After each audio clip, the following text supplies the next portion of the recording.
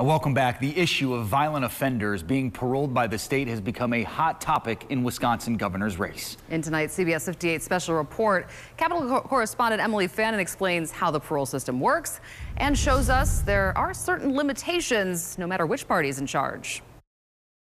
Evers released hundreds of violent criminals from prison. Murderers, child rapists. You may have seen the ads. Republican Tim Michels criticizing the Evers administration for paroling people convicted of murder and rape. Tony Evers is just doing mass release of convicted felons. That's wrong. That's not what the people of Wisconsin want. But there's a larger story here about how the parole system works, and we dug into it.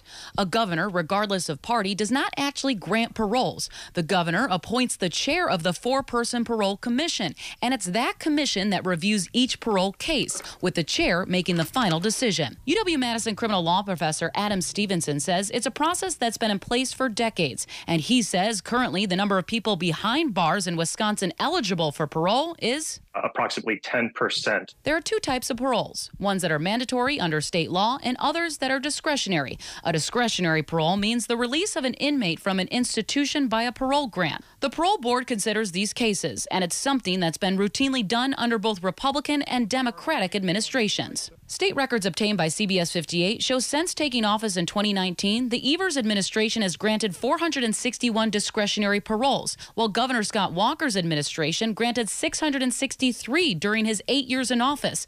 That means the commission has been granting paroles at a slightly higher rate than it did under the Walker administration. Of those discretionary paroles, about 17% of inmates set free during the Evers administration reoffended, compared to 81% under Walker.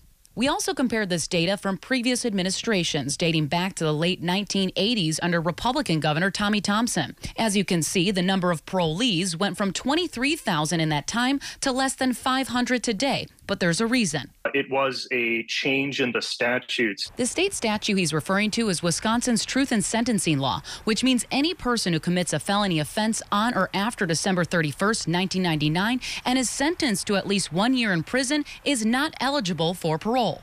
Therefore, the parole board can only parole those sentenced before 2000. So there is a clean break, a clear divide between individuals who could be subject to parole and individuals who are subject to truth in sentencing. So while there have been some people who have reoffended, some violently, it's occurred under all administrations. Most recently, CBS 58 reviewed a parole list from January of 2022 to the end of May and found 20 people were released from prison who had been convicted of first-degree murder or intentional homicide. Tim Michels sent a letter to Governor Evers last month demanding Evers immediately halt what Michels calls reckless efforts by the Parole Commission in releasing violent offenders. Evers says he can't do that because state laws require the commission to consider paroles. While true, Evers could act to remove the chair. I asked the governor why he hasn't done that. At the end of the day, that alone is not going to change what happens in the streets far too often.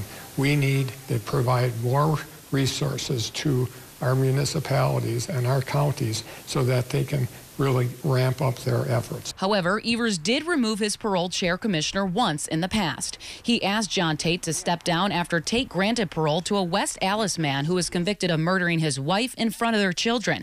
That man was released after serving less than 25 years of an 80-year sentence. That parole was rescinded on Evers' request, and that man is now back in prison. Evers addressed the issue of reforming the parole board during an appearance at the Rotary Club earlier this month. What I do think can happen is that we can change some laws as it relates to victims of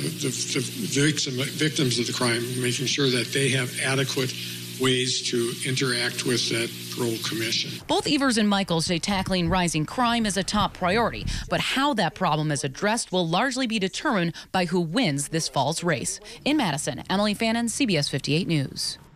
Definitely have a better understanding of how the parole system works now. Absolutely. Lots of good information there, for sure. Drew, speaking of lots of good information. I thought you said parole. It was like,